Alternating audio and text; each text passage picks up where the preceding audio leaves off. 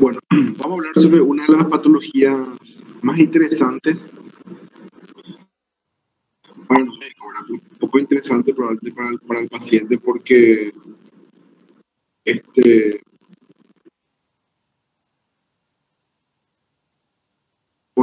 generalmente las complicaciones de estos pacientes no son muy buenas, ¿verdad?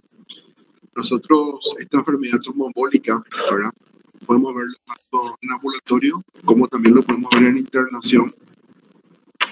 Y ahora con el tema del COVID se está viendo bastante cuadros. Hoy más que nunca hay que volver a chequear algunas cosas. Y es muy interesante porque para hacer el diagnóstico tenemos que pensar en tromboembolismo pulmonar, o sea, pensar en la enfermedad tromboembólica. Porque si no pensamos en la enfermedad tromboembólica, va a ser muy difícil que podamos hacer el diagnóstico.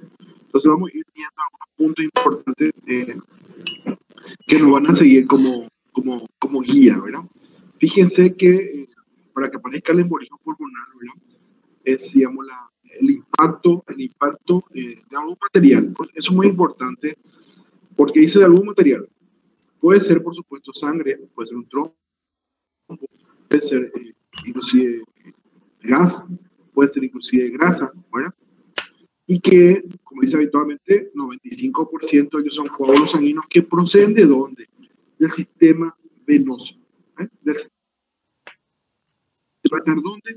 En el árbol arterial. Por eso es que la enfermedad tromboembólica en cierta manera implica un trastorno venoso, que habitualmente es la trombosis venosa profunda, con un impacto para producir la embolia pulmonar, que es en la arteria pulmonar, ¿verdad?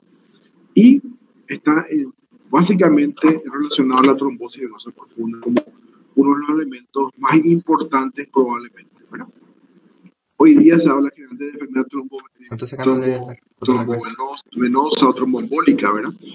Y como dice ahí, ya dijimos que puede ser grasa, puede ser líquido amniótico, inclusive puede ser bacterias, parásitos, ¿verdad? Son varios los elementos que pueden ir a producir esa trombosis, ¿verdad? La incidencia de la enfermedad tromboembólica un paciente por cada 1000 habitantes por año. Datos, como dice ahí, parecido al accidente vascular.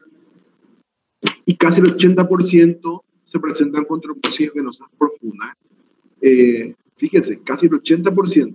Bueno, 50% de las trombosis venosas proximales desencadenan el TET. Eso es muy importante. O sea, cuando yo hablo de trombosis venosas proximales, estamos hablando de altas, o sea, una trombosis de la femoral, ¿verdad? No tanto de las popliteas, ¿verdad? Y fíjense que el 50% de ellas van a desencadenar el TET. Y otro punto importante, que la mortalidad sin tratamiento, fíjense, es cercano o más inclusive del 30%. Es otro punto importante. La mortalidad que tiene ¿Qué pasa cuando no el diagnóstico, o sea, el tratamiento. 30. El tratamiento porque no el diagnóstico.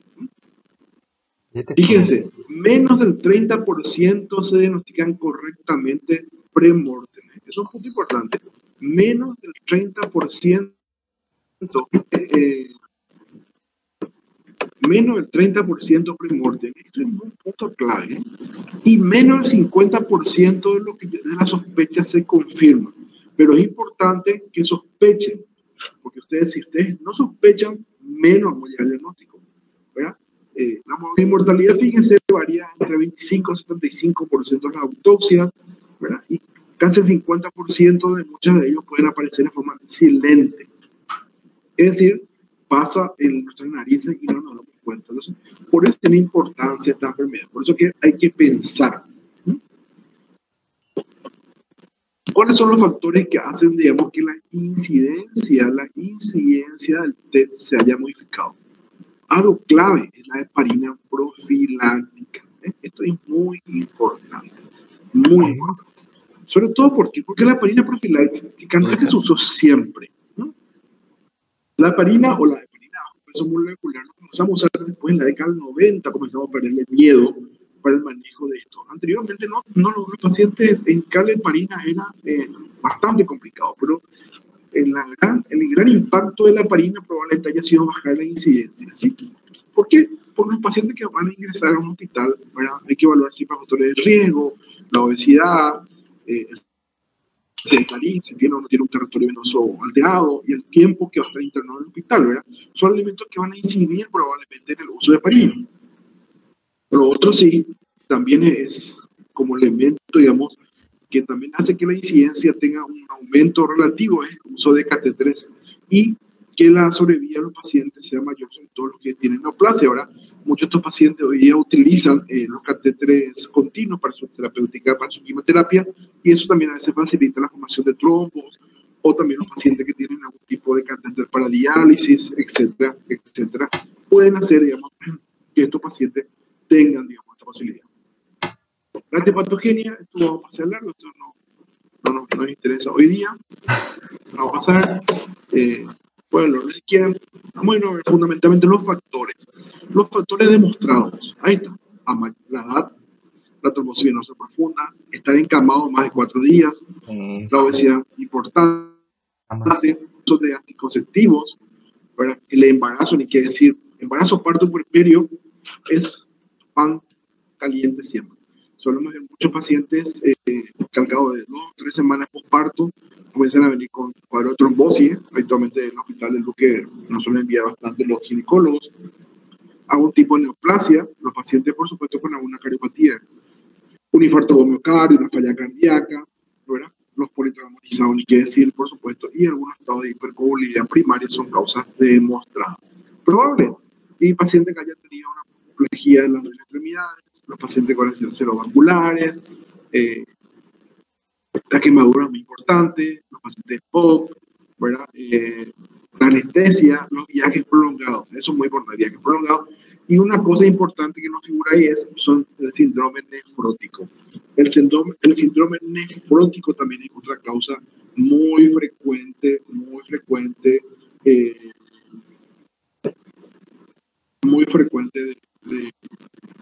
de desarrollar enfermedad trombólica. Y nosotros a veces nos olvidamos del síndrome nefrótico, y es una de las causas más frecuentes que nos tenemos en la práctica médica diaria, sobre todo por la alta prevalencia de la diabetes y la hipertensión. Factores, fíjense, en cuanto a la edad, menos de 50 años, los traumatismos, después de los 50 años la neoplasia, después de los 70 años las cirugías y las enfermedades clínicas, y después de los 80 el estado de inmovilización. Son las causas, digamos, que por la edad tiene una prevalencia diferente, la causa, digamos, por la cual aparece la enfermedad. Patogenia no vamos a hablar, pero hay que recordar que básicamente el paciente va a tener un edema intersticial, que es muy importante. Este edema intersticial que tiene el paciente es muy importante. ¿Por qué? Porque este edema intersticial es responsable del aumento de la frecuencia respiratoria, de la hipoxemia también, asociado a la alteración de la ventilación-perfusión, en relación a la ventilación-perfusión, y por supuesto muchos de estos pacientes van a desarrollar hipertensión pulmonar. Esta hipertensión pulmonar va a depender, que puede ser aguda, crónica, y es lo que va a llevar posteriormente a un cor pulmonar, conocido también como una insuficiencia cardíaca asociada a la hipertensión arterial, a la hipertensión pulmonar, el famoso cor pulmonar, ¿verdad? Entonces, son elementos que hay que tener en cuenta siempre, y sobre todo para el momento del tratamiento. Los síntomas y la disnea. O sea, el aumento brusco de la frecuencia respiratoria en un paciente que no tenía por qué tener disnea, o un paciente en cama, esa disnea súbita, no encuentro la causa, doctor, no sé por qué está con dificultad respiratoria, tener inclusive tos, hemóptisis, se puede llegar a chocar el paciente. Y eso es muy importante, porque este paciente se choca, y yo pienso en la terapéutica es diferente. Puede llevar una falla cardíaca y finalmente, por supuesto, inclusive muerte súbita. ¿De qué murió? No sé, doctor, hizo un paro. ¿Y qué pasó? Estaba por irse alto, doctor. Y puede ser una muerte súbita. Solamente con la autopsia nosotros podemos encontrar el diagnóstico muchas veces. Lastimosamente acá no se hace. Como dice ahí, es un gran enmascarador. Pensar siempre en TED si no se mejora con el tratamiento estándar. O sea, no, esto puede ser una neumonía, otro le dio antibiótico, no mejora, puede ser TED. Esto no es insuficiencia cardíaca, me trato con insuficiencia cardíaca, no mejora, puede ser TED. Entonces, todo paciente con disnea, taquipnea, dolor de tórax, hemóptisis, pensar más nunca en TED y siempre buscar los factores de riesgo. ¿Verdad? Es más, en un paciente que ingresa en un hospital, los factores de riesgo ya yo tengo que tener en mente en la historia cuando inicialmente en mente y luego en la historia clínica, objetivar estos factores de riesgo. Y por supuesto, siempre buscar una aplicación lógica, clínica, semiológica del paciente. No puedo hacer tampoco así un superdiagnóstico nada más. Fíjense la larga lista de diagnósticos diferenciales que pueden ir desde una cardiopatía isquémica, una disección de aorta, a un cuadro de ansiedad. O sea, la larga lista de diagnósticos diferenciales también es importante, porque puede ser algo banal como estado de ansiedad nada más, pero puede ser algo tan grave como una disección de aorta. Hoy nosotros comenzamos a usar muy frecuentemente la probabilidad clínica del TED. ¿Por qué usamos muy frecuentemente? Porque tiene realmente importancia, no solamente para que yo piense, sino también hoy día, gracias al smartphone, estos scores son más fáciles de tener a mano, ¿verdad? Entonces, tenemos, por ejemplo, las escalas validadas, que son las escalas de Wells, por ejemplo, que puntúa, ¿verdad? Pero hay también una variable subjetiva. Después tenemos el grupo de Ginebra, que todas son variables objetivas. O sea, son dos escalas muy interesantes. Son validadas. ¿Qué significa que son validadas? Bueno, que lo usé en Luque y funcionó, y lo uso en Ciudad y funcionó, y lo puedo usar en Ginebra y funcionó. Eso significa que se validó el estudio. Y después tenemos las no validadas, ¿verdad? Como tal el de Miniati y el de Klein. Ahora, lo que más se usa son el de West y el de Ginebra, que están en todos los apps que uno puede bajar, ¿verdad? Fíjense el puntaje que me da en los criterios de West. Síntomas clínicos del TEP. Los síntomas clínicos, por supuesto, son de trombosis venosa profunda, van a ser asimetría en los miembros, edema en los miembros, el dolor, el calor, etc. Me da 3.9. Otro diagnóstico menos probable es 3. Frecuencia cardíaca aproximada de 100, 1,5. Estar quieto, 1,5. Antecedentes ya de una enfermedad, 1,5. Hemóptisis, 1 y cáncer, 1. O sea, se me dan diferentes puntajes. Y yo hablo que hay probabilidad clínica de 3 cuando está por encima de 4 y que hay poca posibilidad cuando está por debajo de 4. Entonces, y ahí ya cambia, digamos, mi mentalidad. Eso es la probabilidad clínica. Esto es la probabilidad de Ginebra. Esto es mucho más objetivo. Y ahí tenemos cirugía, antecedentes, una gasometría en el cual tengo que evaluar PO2 y PCO2, la edad de vuelta, la frecuencia respiratoria de vuelta y evaluar una placa, una tomografía si hay lactancia o si hay elevación del diafragma. O sea, acá prácticamente nosotros no tenemos muchos antecedentes clínicos. Todo, el antecedente tiene que leer y la edad. Después todo el resto son, digamos, todos son objetivos. Y acá me dicen que tengo una alta probabilidad cuando está por encima de 8, intermedia cuando está entre 4 y 8 y baja cuando está por debajo de 8. Cualquiera de las dos podemos usar. Es cuestión de que uno se acostumbre y ponga en el papelito que uso. Sospecha clínica de TED está basada en que tengo que saber que hay una patología que se llama TEP, los datos clínicos, por supuesto, gasometría, a una analítica básica, un electro, una placa, ¿verdad? ¿Para qué? O sea, tanto la placa como el electro realmente me va a permitir a mí hacer otros diagnósticos diferenciales. O sea, me va a permitir hacer el diagnóstico de una fibrilación auricular, el diagnóstico de un neumotórax, el diagnóstico de un infarto. Pero para confirmar, tengo que hacer otros estudios mucho más complicados. Bueno, acá ciencia, fíjense, disnea, dolor, son los más frecuentes, todos hay 50% nada más, y los signos, ¿verdad? Aumento de la frecuencia de taquipnea casi 90%, taquicardia 50%, ¿verdad? Son elementos que a mí me van a ayudar a tener una aproximación. Las características clínicas de los pacientes con TEP confirmado y no confirmado. Fíjense, este es un estudio español donde 50% nada más tenía disnea. En la confirmada, dolor torácico pleural 40%, en la no confirmada 28%, todo 23%, dolor torácico. O sea, fíjense, el 40, 50, casi un 60%, ¿verdad? Fiebre, hemófisis, ¿verdad? Signos, trombosis venosa por 20%. ¿Verdad? Esa es la real.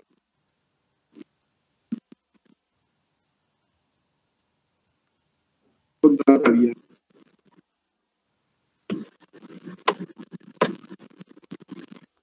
Bueno, acá también tenemos el off-radio, o el riesgo, ¿verdad? Y ahí vemos, por ejemplo, de que si yo tengo una alteración, una asimetría en la pierna, tengo prácticamente 2,6 veces la posibilidad de tener TED. Si tengo una taquipnea con una frecuencia mayor a 24, 26% de posibilidad de tenerlo. Si tengo un pulso más de 94, tengo 52% de posibilidad de tenerlo, ¿verdad? Son estos que me también pensar también en la posibilidad de tener TEP en los pacientes que yo estoy evaluando en una urgencia. Como se dan cuenta, hay un montón de elementos. Este slide no se ve bien, vamos a pasar al largo, uno y otro más sencillo.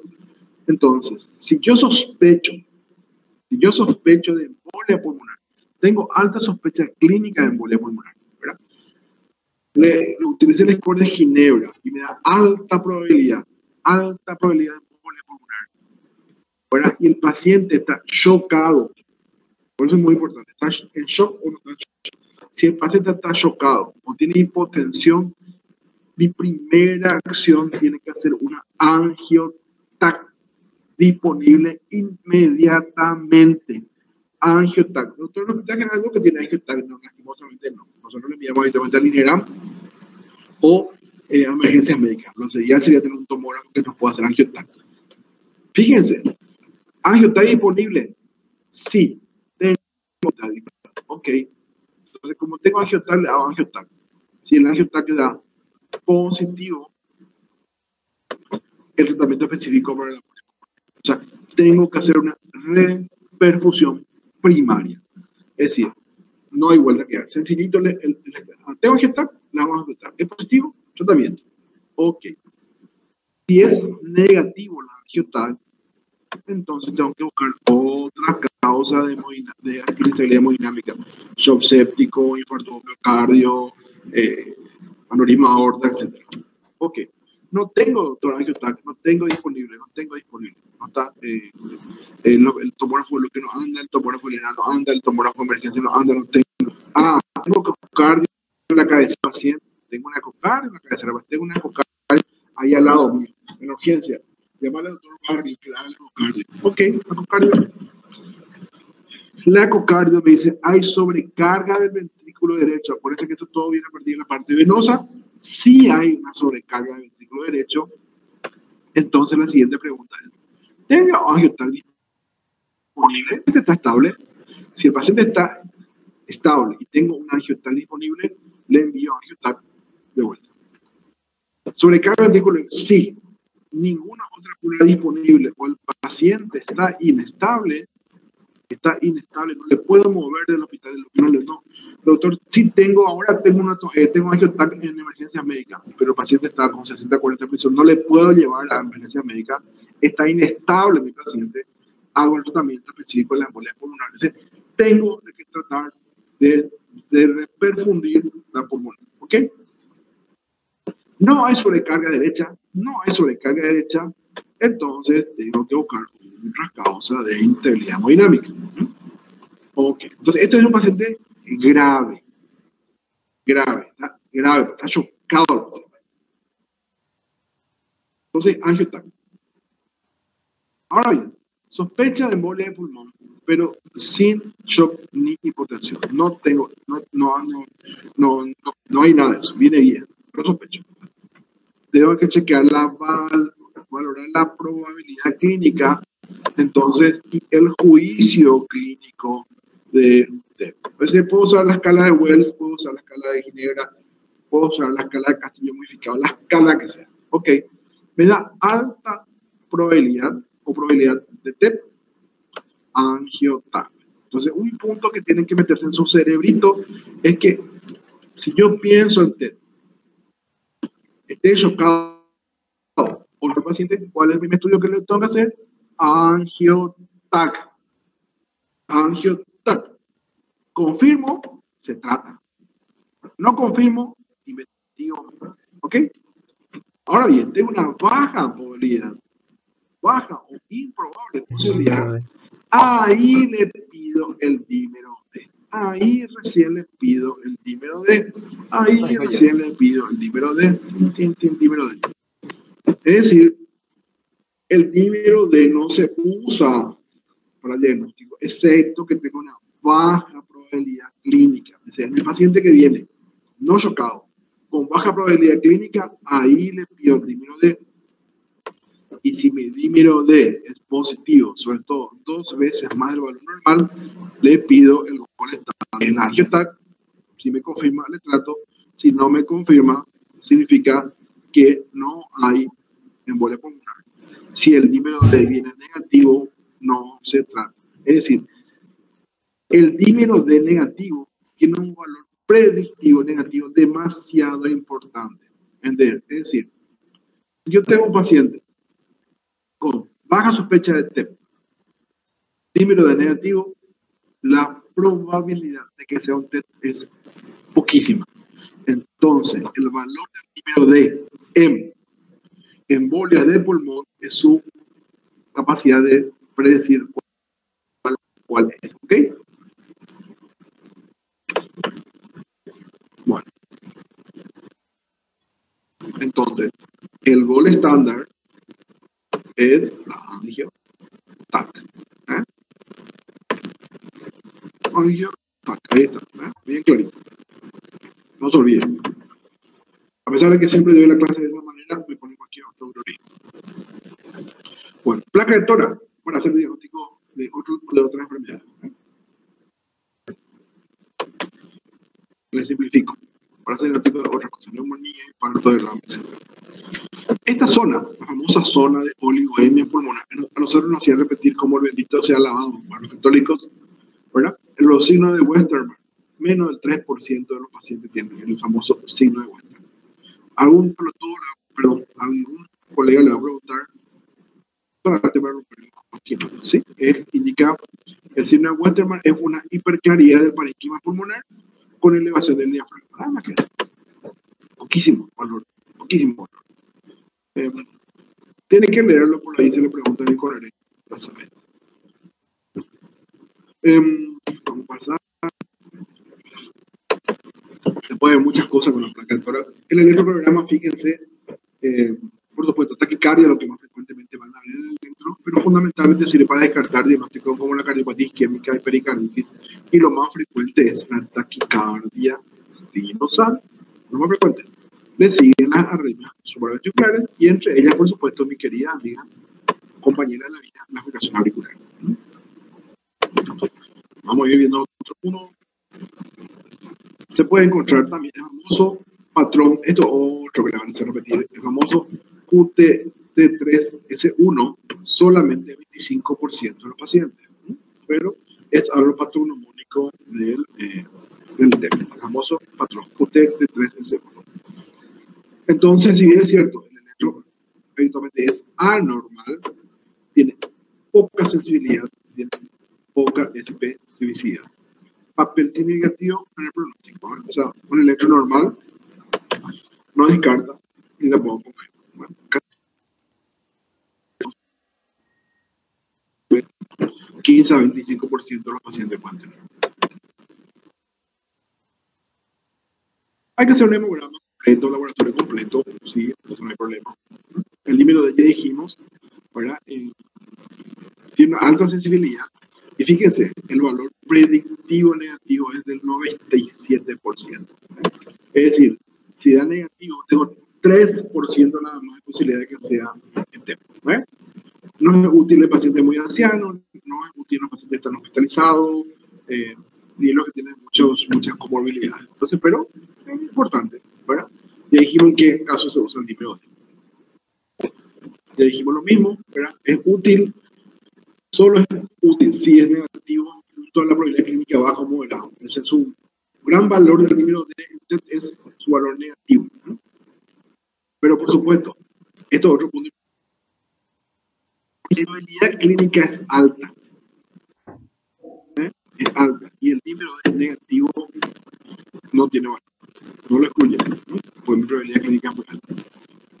Causa de aumento de dímero D, infarto, FA, falla cardíaca, traumatismo, neoplasia, falla renal, muchas causas. COVID, por supuesto. La gasometría, ¿qué podemos encontrar? Hipoxemia e hipocapnia. Alcalosis respiratoria, lo que podemos encontrar. El émbolo, la flebografía ya no se usa más. Ese era el gol estándar de mi época de estudiante, pero solamente por una cuestión histórica, te digo, o a no ser que por ahí se vayan a algún lugar donde no hay otra cosa y me distraigan. Pero todo lo que yo tengo que hacer le puedo hacer una flebografía, entonces le hacemos la flebografía. Lo que es importante hoy día es un ecodoppler, se hace a la cabecera del paciente, ¿verdad? Hay que buscar los criterios de trombosis venosa profunda, que son la presencia de material ecogénico en la luz, la distensión venosa, circulación colateral, no colapsa la vena y ausencia de flujo venoso. O sea, cualquiera de ustedes el día de mañana, si se ponen a hacer, ¿cómo se llama? Si se ponen a hacer,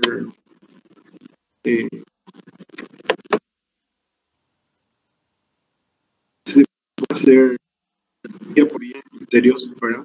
Para hacer el diagnóstico de trombosis venosa, ¿verdad? También se pueden usar otras técnicas, pero son mucho más complicadas. El ecodoppler en la cabecera del paciente es muy importante. La gammagrafía. Nosotros antes usamos la gammagrafía. No, la gammagrafía no puede.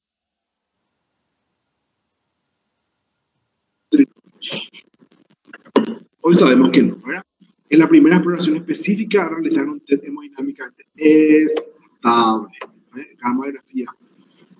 Se debe de realizar en las primeras 48 horas. Su rendimiento dice que es bajo patología en pacientes con patologías pulmonares crónicas. ¿O por qué? Porque con la gammagrafía, ¿qué es lo que vemos? Vemos las áreas ventiladas y vemos las áreas perfundidas, ¿verdad? Si el diagnóstico, si no es diagnóstico, o sea, si tiene baja probabilidad clínica, ¿verdad? O moderada con dímero negativo, no son necesarias más pruebas. Eso es muy importante. Por eso que hoy cada vez se usa menos esto y nos vamos directamente a la angiotac. La gammagrafía lo que te muestra es la zona del pulmón que está ventilado pero no perfundido. Ventilado pero no perfundido. Entonces, cuando yo veo una gammagrafía que la zona está ventilada pero no está perfundida, hay la posibilidad que sea TED. Si la zona está ventilada y está perfundida, no hay TED. El otro punto, por supuesto, es la TAC helicoidal, ya dijimos, ¿verdad? Es rápida, tiene sensibilidad, fíjense, del 90%, y eso también nos da un diagnóstico alternativo. Muy importante. La angiotac versus la gammagrafía. La angiotac tiene mayor sensibilidad, mayor especificidad, menos variable entre los observadores, nos da otros diagnósticos diferenciales, está disponible a cualquier hora del día, evita más otras pruebas diagnósticas, ¿verdad? Y como dice, limitación en subsegmentados. Y por supuesto, cuando hay falla renal, de acuerdo al contraste, ¿verdad? Pero ambas tienen esa limitación, porque la gammagrafía también tiene problemas cuando el paciente tiene falla renal. La arteriografía es la última prueba a realizar solo si tengo dudas diagnósticas. Si hay hipertensión pulmonar severa o infarto reciente, la contraindicada. La ecocardio, dijimos en qué caso sirve. Muy importante la ecocardio. Diagnóstico diferencial, esta larga lista, no olvidé repetir, esto van a leer. Y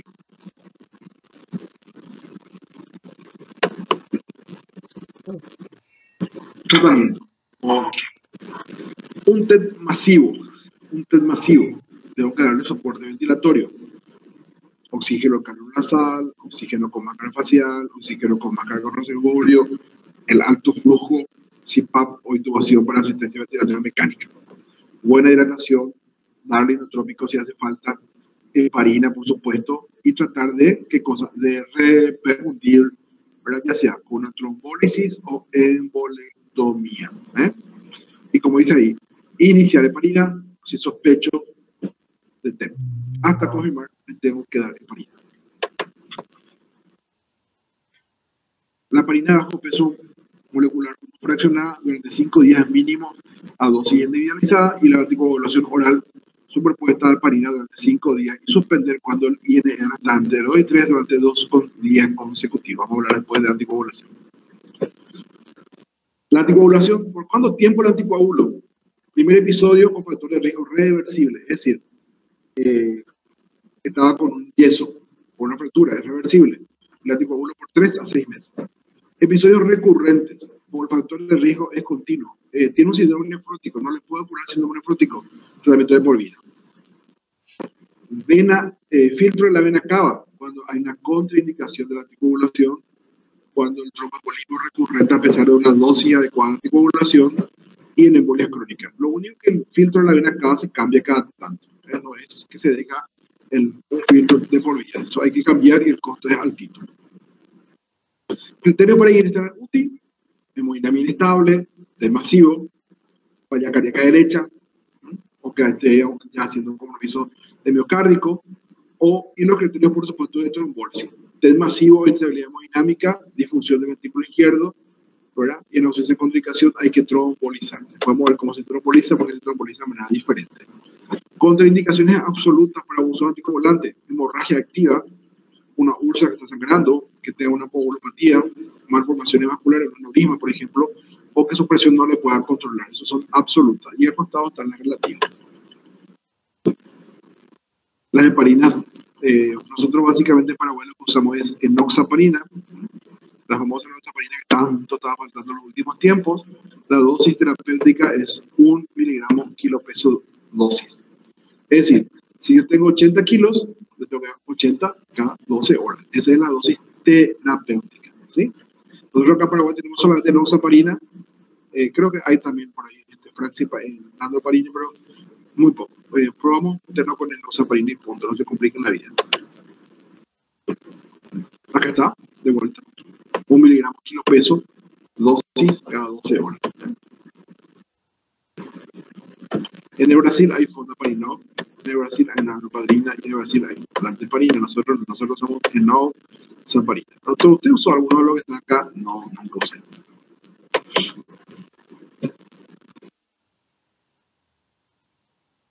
Y por supuesto los nuevos anticoagulantes orales. Cuando yo decido después anticoagular, vamos a hablar de los nuevos anticoagulantes orales en el próximo capítulo. Ahí hay un resumen. Cuando yo voy a trombolizar, ¿con qué le puedo trombolizar? Nosotros en Paraguay tenemos estreptoquinasa y tenemos RTPA, ¿sí? La diferencia es que la estreptoquinasa sale 1,5 millones y el RTPA sale 8 millones.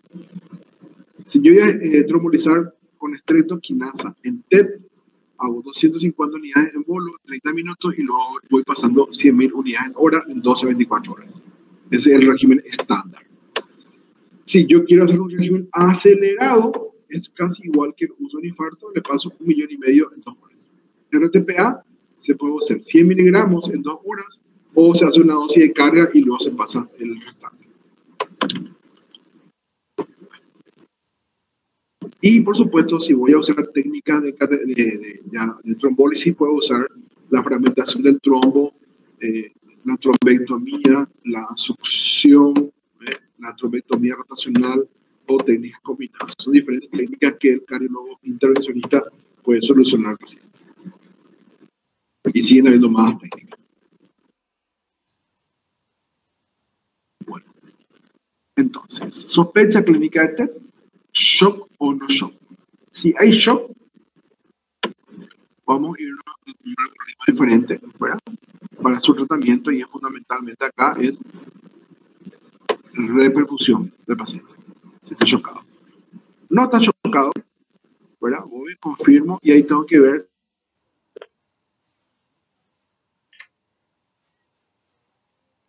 ¿verdad? Si el riesgo es bajo, el riesgo va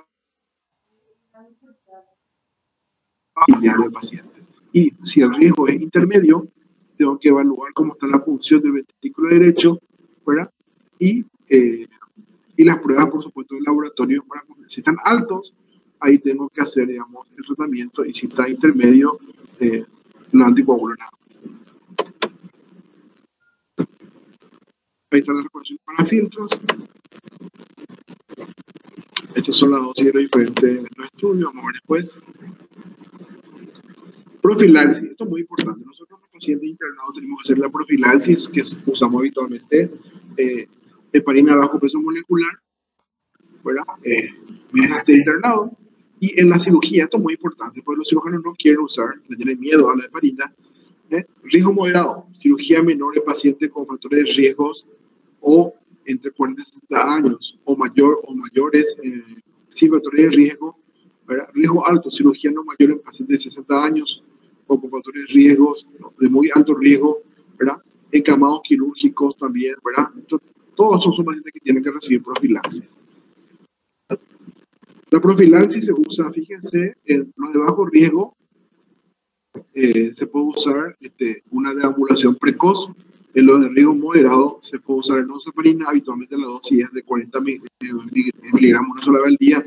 Y en los de alto riesgo se puede, digamos, cuando no hay contraindicación de coagulación, dosis de alto riesgo, siempre también es 40 miligramos de noxa, ¿verdad? Y si está contraindicada se puede usar medias o inclusive valorar el filtro en algunos pacientes.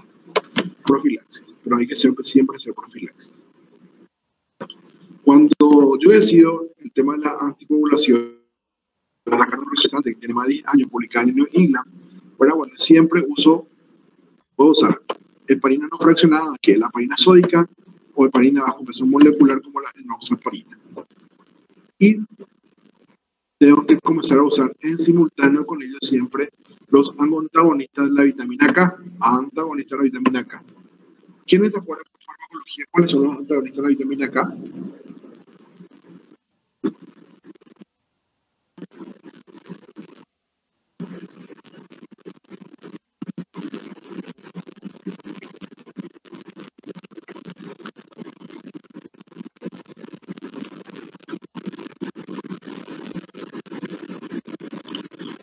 Estoy esperando una respuesta.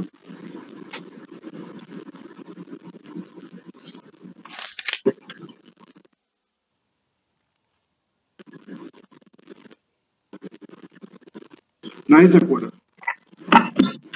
¿Qué hora? Nadie se acuerda. Luego le van a usar un antagonista, ¿verdad? Por 3 meses por lo menos, para tratar de llevar un INR. Siempre yo digo que acuérdense que el INR 3 es lo ideal.